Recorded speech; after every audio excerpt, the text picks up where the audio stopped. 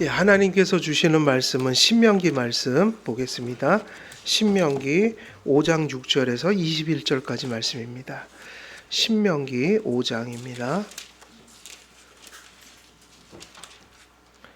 5장 6절에서 21절까지 말씀. 우리 한 절씩 교독하겠습니다. 나는 너를 애굽 땅 종되었던 집에서 인도하여낸 내 하나님 여호와니라. 너는 자기를 위하여 새긴 우상을 만들지 말고 위로 하늘에 있는 것이나 아래로 땅에 있는 것이나 땅 및 물속에 있는 것에 어떤 형상도 만들지 말며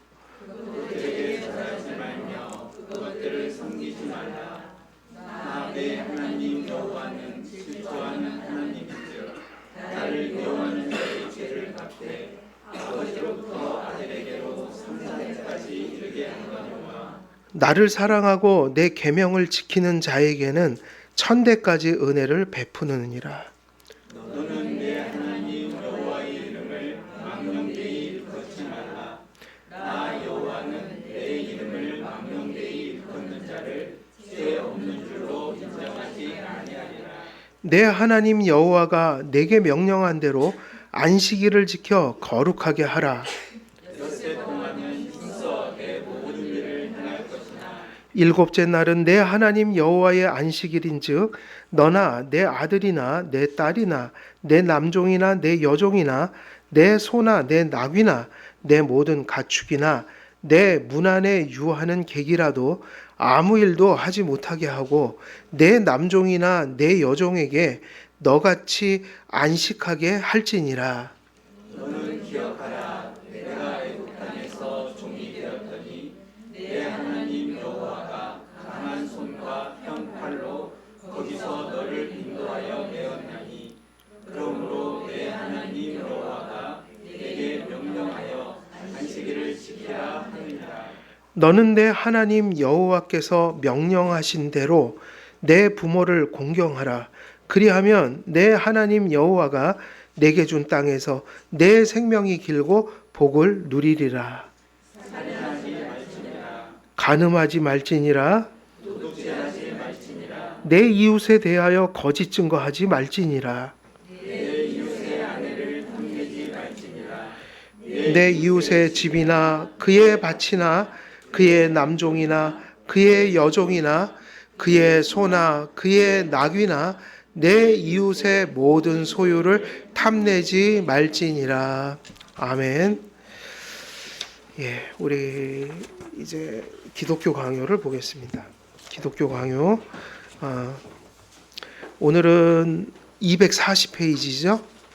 240페이지 보겠습니다. 이제 이 부분의 내용들은 그 율법이 이제 무엇이냐를 이제 정의해 주는 내용들이에요. 율법을 규정하는 겁니다. 이런 게 율법이다. 그리고 율법이 왜 계속적인 가치를 가질까? 뭐 이제 이런 내용들을 좀 얘기하고 있는데 3번 율법의 보편적 지식 정립 그랬는데 율법은 과연 뭐냐? 그러면 율법이 무엇일까요? 율법이 보통은 율법을 어떻게 이해를 하죠? 뭐를 하라, 그냥 하지 말라. 그러면 이제 보통 사람들이 율법을 들을 때 특별히 하나님이 없는 사람들, 이 사람들은 율법을 들을 때 어디까지밖에 못 볼까요? 그 일종의 도덕성으로 그것을 이제 나름대로 해석을 하죠. 그런데 율법은 단지 도덕에서 머물면 안 돼요. 그러니까 왜 율법이 어찌됐든 우리가 율법에 대해서 지금 뭐 폐기된 부분도 있고 옛 언약하에서는 있다가 새 언약에서는 없어진 것도 있지만 그건 없어졌다기보다는 그 역할을 다 했기 때문에 이제 끝난 거고요. 예수님이 오셨다. 그런데 도덕법, 특별히 십계명은 이게 영원하다고 그랬잖아요. 이게 없어질 수가 없는 거예요. 그러니까 율법은 신의 산에 있기 전에 어디에 존재했어요? 사람들의 가슴 속에, 양심 속에 자연법으로 내추럴로 이러는데 자연법으로 존재했고, 그 다음에 리터럴로 성문법. 성문법은 하나님이 새겨서 객관적으로 문자적으로 다 완전히 이렇게 써갖고 너무 객관적으로 분명하게 하셨다 그거를. 그러면 이제 그것은 모세 때 주셨다. 그런데 왜 이 율법이라는 것이 영원할까 그러면, 자, 율법을 칼빈은 이렇게 해석했어요. 율법을 통해서 외적인 정직함과, 그래서 하나님이 우리에게 요구하시는 건 두 가지예요. 항상 인간은 우리가 어떤 하나님의 계명을 지킨다고 할 때, 어긴다고 할 때 이 두 가지가 같이 있는 거예요. 항상 첫 번째 뭐죠? 외적인 게 있는 거죠. 죄를 대부분 어떻게 표출하죠? 외적으로 다 표출해요. 그죠? 행동으로 나타난단 말이에요. 그러니까 죄는 내면과 외면이 합쳐져서 다 이렇게 어떤 그 극치에 다다르는 거예요. 그러니까 내면이 망가지면 반드시 어디도 그게 나타나게 돼 있어요. 외향으로 나타나게 돼 있는 거예요. 그런데 우리가 내면이 고쳐지면 또 마찬가지예요. 우리의 외향도 어떻게 되게 돼 있는 거예요? 또 달라지게 돼 있는 거예요. 그래서 가끔 우리가 속을 때도 있지만 또 대부분은 그게 맞기도 해요. 아, 사람이 변했구나. 이걸 사람들이 인지를 해요, 안 해요? 한다고요, 어느 정도. 물론 가끔은 속을 때도 있어요. 그러나 그것이 따로따로 있는 것은 아니다. 그래서 율법이라는 것이 외적인 정직함과, 그래서 어떤 것을 이렇게 요구하고 있냐면 외적인 정직함. 그럼 이건 외적인 거. 그렇지만 그것이 외적으로 나타나는 게 율법을 하나님 앞에 지켰다라고 할 때는 그것이 반드시 어디서 나온 것이어야 되는 거예요. 내적이고 영적인. 참 이게 좀 어려운 건데, 사람이 가만히 있으면 얼만큼은 간다 그래요. 중간은 간다. 이게 속기도 하는 건데 그래도 그걸 나타내는 것보다 훨씬 좋은 거예요. 그래갖고 보통은 그렇게 가르쳐요. 웬만하면 입 다물고 가만히 있으면 중간은 갑니다. 노예에서도 가만히 있으면 아유 덕스러운 분이시네요 그래요. 근데 그분하고 이제 얘기하기 시작하잖아요. 그러면 이제 그 모습은 아니에요. 그게 나쁘다는 게 아니라 가만히 있을 때하고 사람이 무언가를 표현할 땐 정말 달라요. 네. 그래서 외적인 정직함, 그러나 성경은 무엇을 요구하냐면 그 외적인 것이 내적인 것이 나올 때 인정해 주는 거다. 그래서 성경은 뭐라고 그랬냐면 거듭나야 된다고 그랬잖아요. 우리의 본성이 하늘의 생명으로 바뀌어져야 한다. 그래서 내적이고 영적인 뭐에 이른다고 여기 표현했나요? 이게 율법을 통해서 의. 그럼 이제 요런 단어가 어려워요. 이게 뭐 의 이런 게 무슨 뜻이지? 그러면 의라는 건 이렇게 생각하면 우리가 금방 이걸 분별할 수 있어요. 하나님의 율법을 지켰다, 지키지 않았다 이 기준이 있잖아요. 이 기준이 뭘까요? 그게 의예요. 근데 의가 보통 성화에서 쓰여요? 칭의를 말할 때 쓰여요? 칭의. 상태가 바뀐 건 거룩이라고 보통 많이 표현하고, 물론 이걸 혼용해 쓸 때도 있거든요, 성경은. 그러나 맥락은 보통 의는 법적인 거예요. 그러니까 이제 여러분들이 의롭다 이렇게 얘기하는 거, 내가 의에 이르렀어 할 때 그 의미는 뭐냔 말이에요. 법적인 거예요. 그러면 내가 의롭다는 건 이런 뜻이에요. 하나님이 어떤 기준을 주셨어요. 그러면 의는 뭐냐면요, 이 기준에 도달할 때, 그러니까 이게 조금이라도 미치지 못하면 의롭지 못한 거예요. 어디까지 해야 돼요? 기준에 딱 이르렀어요. 그럴 때 의는 뭐냐면 하나님께서 야 네가 다 지켰다, 내가 요구한 걸 이루었다라고 선언해 주시는 게 의예요. 그러니까 의는 법적인 거라고요. 법. 그래갖고 우리가 의롭지 못하면서도 의롭게 되는 게 법적으로 된 거예요. 우리가 칭의 받았어도 여전히 여죄가 있잖아요. 그러니까 칭의 받았다는 건 하나님이 의롭게 만들었다는 얘기가 아니라 그건 성화되는 걸 의미하고, 근데 완전하지 못해요. 의롭게 칭의를 받았다는 것은 어떻게 표현하지 맞죠? 의롭게 만들었다가 아니라 뭐죠? 의롭게 하나님이 간주하신다. 간주한다는 게 무슨 뜻이에요? 원래는 그렇지 않은데 하나님이 그렇게 여겨준다 이 얘기야. 그래서 여러분들이 다 의인이에요. 칭의로 따지면은 다 의인이에요. 하나님이 어떻게, 그러니까 의롭게 만든 게 아니라 엄밀히 얘기하면 완전한 의미에서는 의로운 적이 없었어요. 근데 이제 누구의 의를 주신 거예요? 믿을 때? 그리스도의 의를. 이유가 뭐냐면 바로 이 율법을 누가 다 지켰어요. 우리 대신에. 그 율법을 못 지킨 죄도 다 갚으셨어요. 그 공효를 주시는 거예요. 그러니까 이 의는 법적인 거지 상태가 아니에요.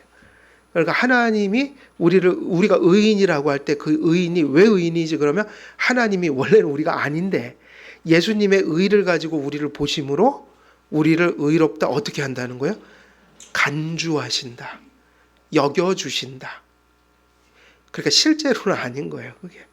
근데 법적으로 그렇게 여겨주시니까 우리는 의인이 된 거예요. 그러니까 의인은 법적인 거다. 그럼 어느 정도 가야지 의인인 거죠? 그러니까 이게 중요한 거예요. 하나님이 이만큼을 요구하면 이만큼에 딱 도달할 때 하나님이 너 의롭구나 이러니까 의인은 완전하지 못하면 의로울 수가 없어요. 근데 원래 인간은 처음에 죄가 있었어요? 없었어요? 없었잖아요. 그러니까 원래는 아담과 하와가 죄를 안 졌으면 타락 안 했으면 어디에 도달할 수 있는 삶을 살았을까요? 예. 하나님께서 인간 원래 그렇게 지으셨어요. 그분이 요구하시는 걸 이룰 수 있는 존재였어요, 우리는. 그래갖고 언제나 그걸 할 수 있어갖고, 아, 그래, 너 의롭다. 이렇게 선언을 늘 받을 수 있는 존재였다고요. 그러니까 1차적으로 율법을 통해서 외적인 정직함과 내적이고 영적인 의에 이르는 삶을 형성하도록 주신 기준이요, 표준이었던 거예요. 그러나 사람들은 오직 소수를 제외하고, 이건 이제 지금에 와서 아주 소수를 제외하고는, 그리고 아주 믿는 자들 중에도 극소수를 제외하고는 이러한 사실에 주목하지 않는다. 그게 무슨 얘기냐면 그 이유는 이들이 누구를 바라보지 않기 때문이에요. 율법을 그러니까 이렇게 얘기하는 거예요. 이 율법의 이 의미, 하나님이 이렇게 이걸 주셨다. 그러면 이제 이것에 대해서 우리가 진지해져야 되거든요. 근데 많은 사람들이 이 율법을 소홀히 여긴다는 거예요. 함부로 여긴다는 거예요. 그리고 그것을 끊임없이 어기면서 거기에 대한 문제성을 느끼지 못하고 살아간다. 그러면 이제 이런 일이 왜 일어날까요? 칼빈은 진단을 했어요. 이유가 뭐냐면 율법을 그저 인간적인 수준에서 아니면 도덕적인 수준에서 내 수준에서 그냥 그렇게 여겨버리는 거예요. 그러니까 이런 사람들의 대표자가 누구죠? 율법을 몹시 강조했지만 율법을 없이 여겼던 사람들이 있다고. 바리새인들이에요. 자기 수준에 맞춰서 율법을 얘기했거든요. 그러니까 자기들이 지킬 수 있는 거라고 봤던 거예요. 그러니까 일종의 도덕적 수준 정도밖에 안 돼요. 그러니까 누굴 바라보지 않았던 거예요. 법이라는 것만 덩그러니 이렇게 피상적으로 이해를 했지 항상 율법을 우리가 존중하는 것은요, 여기서 와야 돼요. 이게 바른 믿음이에요. 율법을 존중한다는 것은 율법을 통해서 누구를 바라본다는 얘기일까요? 입법자를, 그걸 주신 자를. 다시 말하면 율법은 하나님 주신 거란 말이에요. 그건 지금도 변함이 없어요. 율법은 하나님이 입법자시라고요. 그걸 세우신 분이 누구라는 걸 알아야 돼요. 하나님. 그러니까 여기서만 율법을 존중할 수 있게 돼요. 여기서만 우리가 율법을 지키지 못할 때 하나님 앞에 가슴 아파하며 회개할 수 있는 거예요. 그리고 은혜를 구하게 되는 거예요. 그러면 무엇을 바라봐야 되는 거예요? 율법만 바라보는 게 아니라 이거보다 더 중요한 게 있어요. 율법을 세우신 분이 누구라는 거를 알므로, 바라봄으로 뭐가 중요해지는 거죠? 하나님이 보이니까 그걸 율법을 하나님이 주셨잖아요. 그러니까 뭐가 존중되는 거예요? 율법이. 그러니까 율법은 누구에 대한 신앙이 없으면 아무런 의미가 없어지는 거예요. 하나님, 입법자. 근데 바리새인들이 바로 그런 사람들이라고요. 율법은 별의별 막 율법을 가지고 장난을 다 쳤는데 엄청나게 율법을 강조했는데 실제로 그 사람들은 율법을 지키질 않았다고요. 왜였죠? 그들에겐 누가 없었어요? 엄밀히 얘기하면 하나님에 대한 바른 지식이 없었다고요. 그래서 율법의 본성은 이게 되게 중요한 얘기입니다. 여기다 밑줄 쫙 치시면 좋을 것 같아요. 율법의 본성은 하나님의 고유한 성품에 의해 뭐 된다고요? 그러니까 이제 이것이 바로 우리가 율법을 함부로 대하지 않는 이유예요. 율법이 뭐냐 그러면 이제 두 번째 정의가 나와요. 앞에 정의는 율법을 통해서 외적인 정직함과 내적이고 영적인 의에 이르는 삶을 형성합니다 그랬죠? 그런데 그걸 가리킨다. 그런데 이제 여기 두 번째, 율법이 그렇게 중요한 이유가 뭐냐면 율법이 왜 그렇게 사라질 수 없는 거냐면 율법은 그냥 이거 해라 마라 이런 것을 그 정도에 머무는 게 아니라 하나님의 고유한 뭐를 그 안에 담아놓은 거예요? 성품이요. 그래서 그걸 뭐라고 부르죠? 복음도 계시지만 뭐도 계시예요? 율법도 계시라고요. 다시 말하면 복음과 율법이 하나님의 말씀이에요. 우리가 믿고 따라가야 될 기준. 그러면 율법이라는 게 왜 그렇게 소중하냐면 그 율법은 다름 아니라 하나님의 성품을 담고 있어서 중요한 거야. 그러면 이제 이 얘기가 되는 거죠. 율법을 왜 주셨나? 하나님을 가르쳐 주려고 주신 거예요. 다시 말하면 하나님이 이런 분이니까 너희가 이렇게 예배하고 이렇게 생활해라고 주신 게 바로 이 법이라는 거예요. 율법. 그러니까 율법 안에는 누구에 대한 성품이 담겨 있는 거예요? 하나님. 하나님이 살인하지 말라 그랬어. 사람에게 하나님의 형상이 있어. 그럼 죽이면 안 돼. 그럼 거기서 뭐를 배우게 돼요? 야, 하나님의 형상, 닮은 게 이런 거구나. 그럼 하나님이 얼마나 존귀할까? 하나님은 살인을 싫어하는구나. 그 살인을 싫어한다는 게 누구의 성품을 가리키는 거예요? 하나님의 성품을. 도둑질하지 말라고 그랬죠? 도둑질하지 말라. 하나님은 도둑질하는 것을 싫어하시는 성품이구나. 또 반대로 긍정적으로 얘기하면 하나님은 많은 사람들이 서로의 그러한 번영을 위해서 이렇게 돕고 사랑하고 그렇게 협력하는 걸 좋아하시는 분이구나. 이런 것을 통해서 누구의 성품을 배우는 거예요? 하나님의 성품을. 하나님께서는 사람들의 행위와 외적 모양만 살피시지 않으시고, 그러니까 이제 이게 중요하죠. 외적인 게 중요하지 않다는 게 아니라 외적인 것 속에 뭐가 없으면 문제라는 거예요. 내적인 것이 없으면. 그럼 우리가 그걸 뭐라고 부를까요? 외적인 행동은 있는데 도둑질도 안 하고 욕도 안 하고 이렇게 우리가 딱 보면은 너무너무 좋은 사람인데 실제로는 하나님도 경외 안 하고 사실은 사람도 사랑하지 않아요. 근데 행동을 그렇게 할 수가 있죠. 그걸 뭐라고 부르죠? 외식. 그런 체하고 살아가는 거예요. 그래서 보통 회심은요, 이건 너머의 것을 인정하는 게 회심이에요. 그래서 세상 사람들은 다 나를 착하다고 그래요. 내가 나를 사랑해도 되게 선량한 것 같아요. 근데 은혜를 받으면 나는 그저 쓰레기일 뿐이에요. 쓰레기일 뿐이라고요. 어느 정도 쓰레기냐면 저기 소각장에다 태워버릴. 근데 하나님의 공의를 따르면 한 번 태우면 안 되고 영원히 태워버려야 돼. 그래서 어디 가는 거예요? 지옥이 그런 곳이라고요. 게헨나. 그래서 흰놈의 골짜기. 그 흰놈의 골짜기가 뭐죠? 그 왕들이 개혁을 하잖아요. 우상을 파하고 그 우상 갖다가 다 어디다가 태워버려요. 흰놈의 골짜기가 쓰레기 소각장이었다고. 그럼 거기를 뭐로 사용했냐면 시체들을 갖다 거기다 태우는 거예요. 거기서. 그러니까 가장 불결한 장소. 그렇게 본다면 우리가 회개한다는 말은 결국 자기 안에서 뭐를 발견했다는 의미죠? 죄를. 그러니까 외형적인 걸 가지고 보던 내가 이제 내면을 바라보기 시작했다. 근데 그 내면을 바라보면 뭐가 발견돼요? 우리가 전에도 말씀드린 원죄라는 게 존재한다. 원죄의 개념으로 들어가면 죄인이 아닌 자가 없어요. 원죄로 들어가면 지옥에 안 갈 사람이 없으니까 제가 그걸 경험했다고요. 왜 그런 애 있잖아요. 밖으로는 절대로 못된 짓을 어른들 앞에서 안 보여줘요.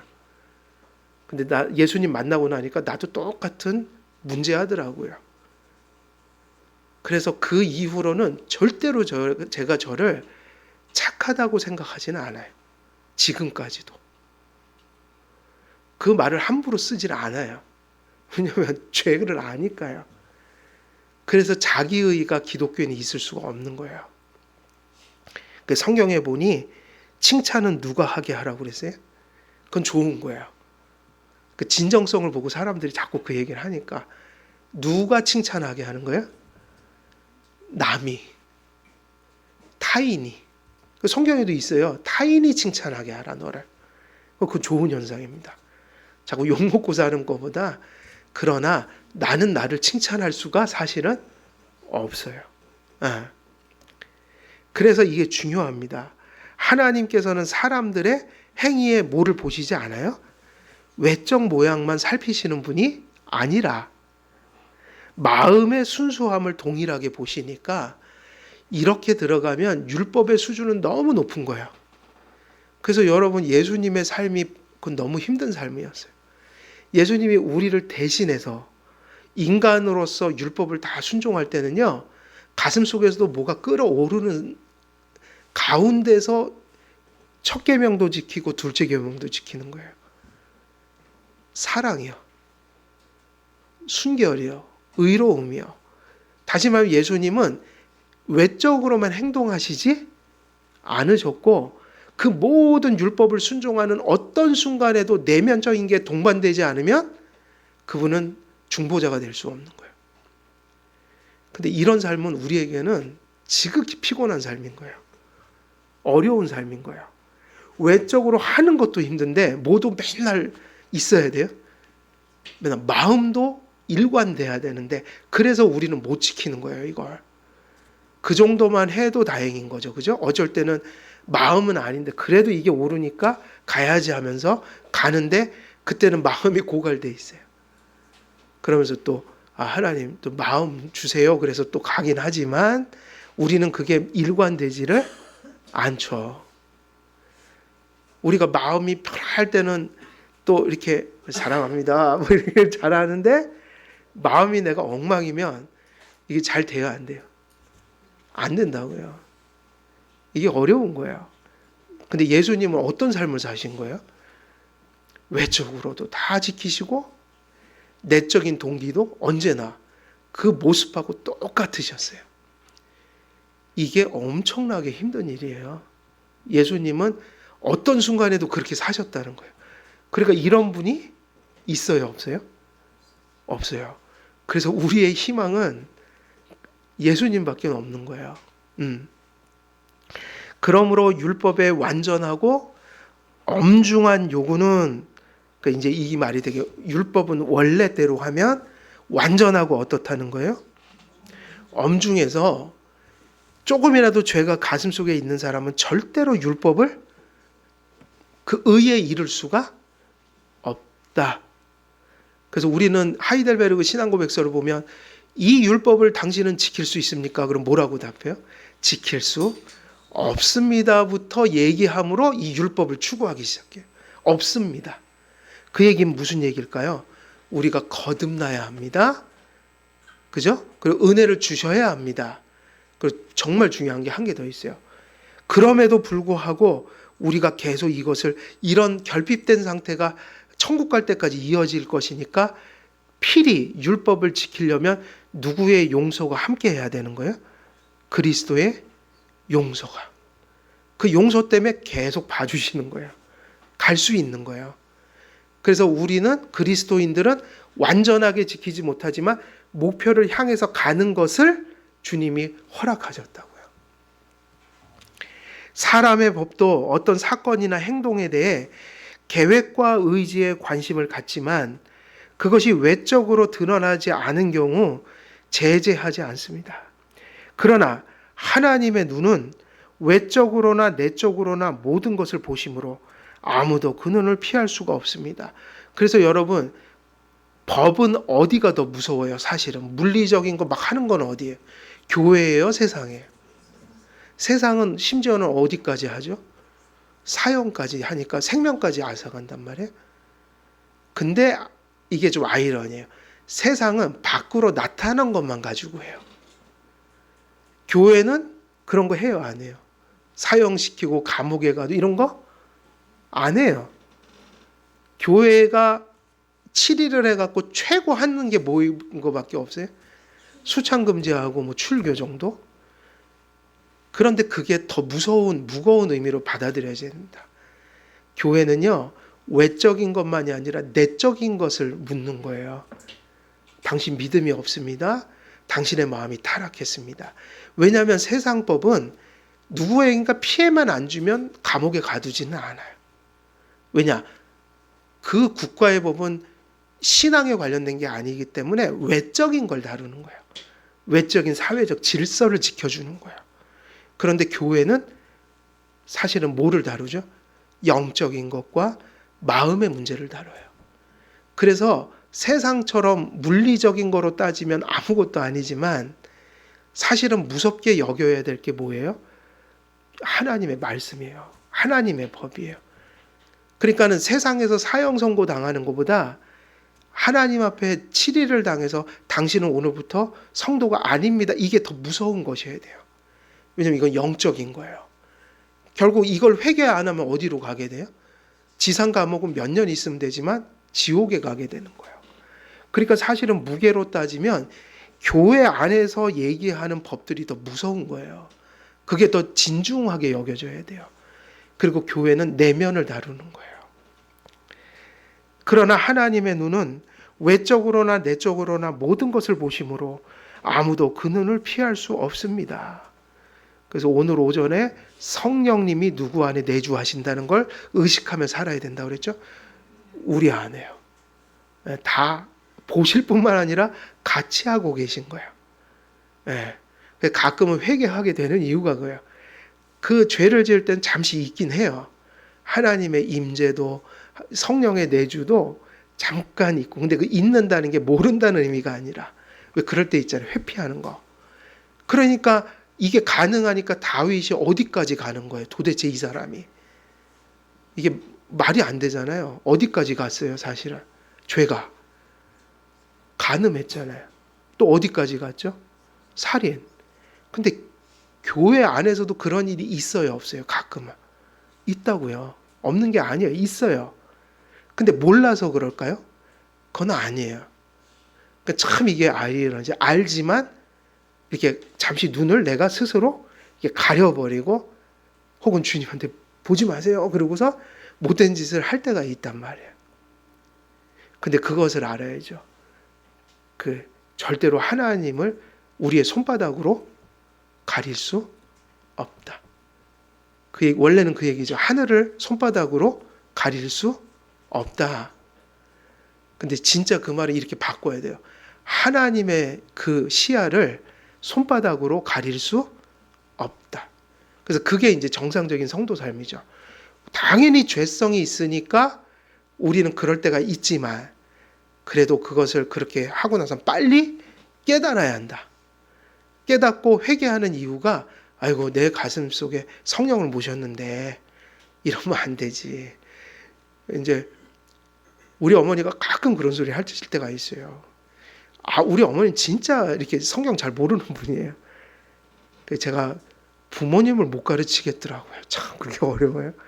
그래도 가끔은 야 그래도 이 속에 성령이 계신데 그러면 안 되지.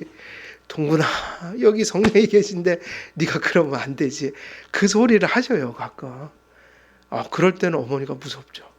와, 어린이 신앙인데, 애기 신앙인데도 그걸 믿는 거예요. 그래도 가끔 그 소리 하면 저는 무서워했어요. 사실은 마치 이거 이러면 안 되지. 예. 하나님께서는 외적으로 바울은 하나님께서는 외적으로 행위도 보시지만 외적 행위가 나온 뭐를 더 많이 보시는 거예요? 원인과 정욕을. 그래서 율법은 10가지 숫자로 해결할 수 있는 게 아니에요.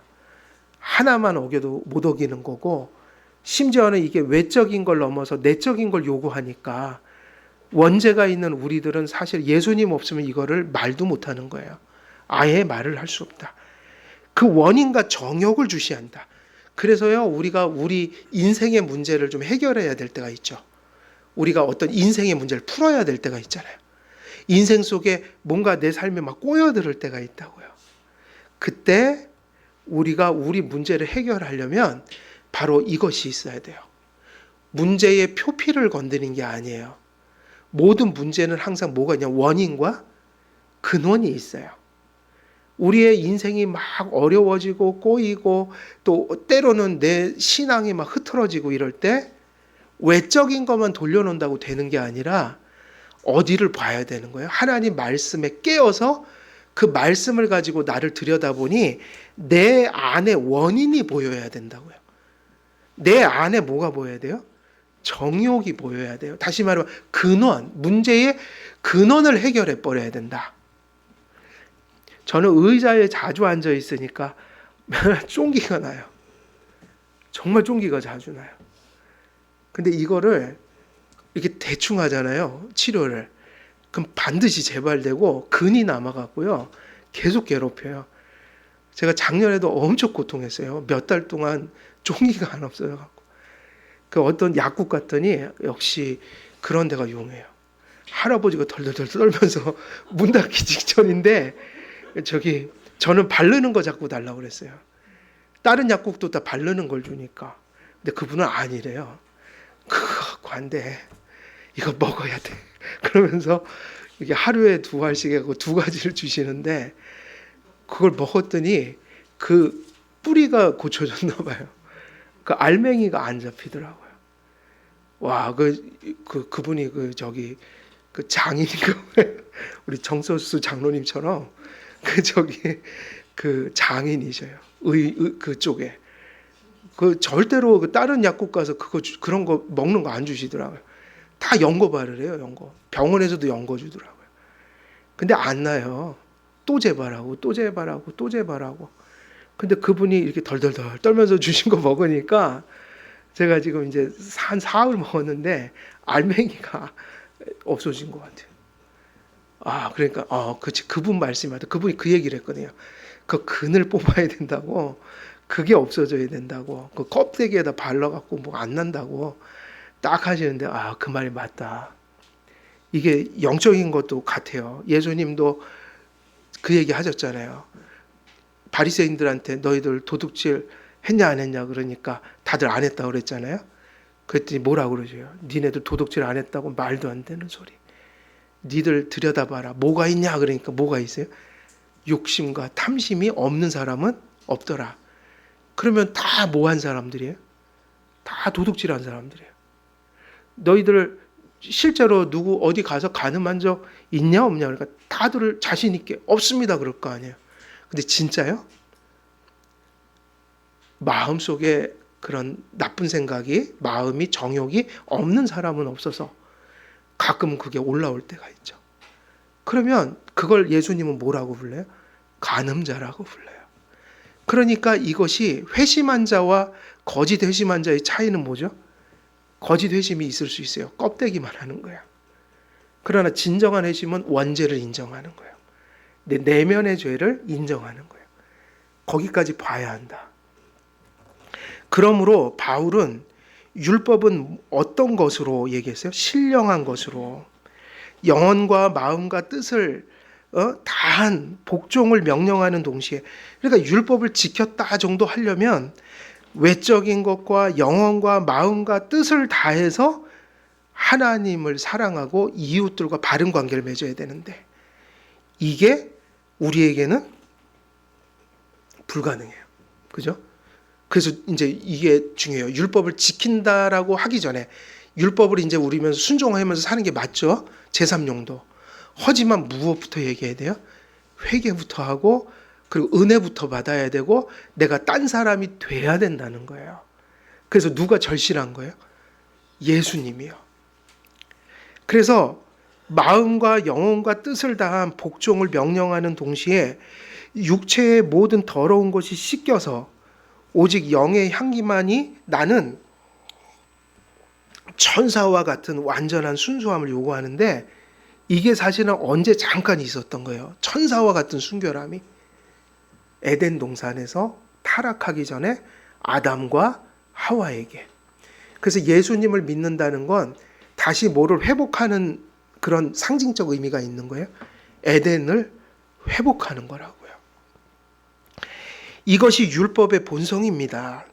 이러한 가르침은 새로운 해석이 아니라 바로 최고의 율법 해석자이신 누구의 해석일까요? 그리스도께서 이거를 말씀하셨다는 거예요. 예수님께서는 살인의 근원을 뭐로 봤어요? 미움이요. 간음의 근원을 뭐로 봤어요? 음욕이요. 도둑질의 근원을 어디에 뒀어요? 탐심이에요. 그 예수님께서 이 근원을 드러내 주셨어요. 율법은 하나님의 성품을 반영한 하나님의 의의 표준으로서 변할 수 없고 그 어떤 것으로 대체할 수 없으니 바리새인들에게 율법을 율법대로 똑바로 봐 이 얘기를 해준 게 산상수훈에서 그 얘기들이라고요. 그러면서 예수님이 무슨 말씀까지 했어요? 주님은 율법을 폐하러 오신 것이 아니라 율법을 성취하려고 오셨다. 그래서 우리가 성도들을 가르치고 교회에서 전도할 때 율법의 1.1획도 그것을 가감해서는 안 된다. 그대로 가르쳐야 한다. 그래서 칼뱅은 그리스도를 복음적인 율법의 수요자로서 모세의 율법의 부족한 부분을 보충하신 또 다른 모세라 가르치는 사람들을 정죄합니다.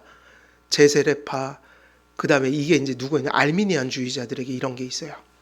어떻게 가르치냐면 율법이 예수님 오셔갖고는 다른 율법으로 바뀌었다고 얘기를 해요. 그러니까 이제 이런 거죠. 복음을 얘기하니까 이거 한편으로는 못 지키는데 근데 또 예수님 또 우리가 믿으니까 또 순종해야 되는데 근데 율법을 율법 그대로 유지하면서 그걸 쫓아갈 수 있는 방법을 제가 말씀드렸잖아요. 근데 알미니안들은 그렇게 성경을 따라가지 않고 합리적인 방식을 취한 거, 손쉬운 방식. 하나님이 율법을 지금처럼 이렇게 유순하게 만들어 버렸다고 보는 거예요. 그러니까 기준이 달라졌다. 그래서 무슨 말을 붙여요? 복음적인 뭐요? 율법. 그러니까 이제 상당히 이렇게 완화된 이게 다시 바리새파로 돌아가는 거라고요. 이게 그게 아니라 이렇게 가야지 맞죠. 율법은 본성대로면 완전한 것이다. 그러면 이제 뭐를 이게 순서예요? 그럼 그걸 인정해야 돼요. 그럼 이제 그 다음에 뭐를 인정해야 되죠? 우리가 못 지킵니다. 그러니까 뭐를 해야 된다는 얘기죠? 회개. 그리고 이제 이 율법을 우리 안에서 성취하라고 했으니까 우리가 이것을 삶 속에 실현하려면 이 타락한 본성으로 안 된다. 그러니까 어떻게 돼야 되는 거예요? 누구를 필요로 해요? 예수님. 용서받고 거듭나야 한다. 그러면 이제 율법이 바뀐 게 아니라 하나님의 용서가 함께해서 그 율법의 무서운 질책을 우리가 감당할 수 있게 되는 거죠. 그러니까 율법은 변한 게 있어요? 없어요? 없죠. 변한 건 뭐냐면 그것을 감당할 수 있는 하나님의 은혜를 주시고 용서를 해주시는 거. 그러니까 우리가 그거를 지금 당장 완전히 못 지키더라도 목표로서 다가갈 수 있는 은혜를 베푸신 거죠. 그러니까 여기서 중요한 거 한 가지가 있는데 예수님을 받아들이는 게 중요하지만 그 이전에 율법을 율법 그대로 인정해야 된다는 거예요. 우리 수준에 맞추면 안 되고. 그래야지 무슨 이야기들이 되는 거죠. 하나님께서 주신 율법 외에 그것의 변형적인 복음적인 율법을 그리스도께서 수요하신 적이 없으며 복음적인 율법이 완전하여 옛날의 율법보다 우월하던 식의 가르침은 오류입니다. 그죠? 복음은 복음이고 율법은 율법인 거죠.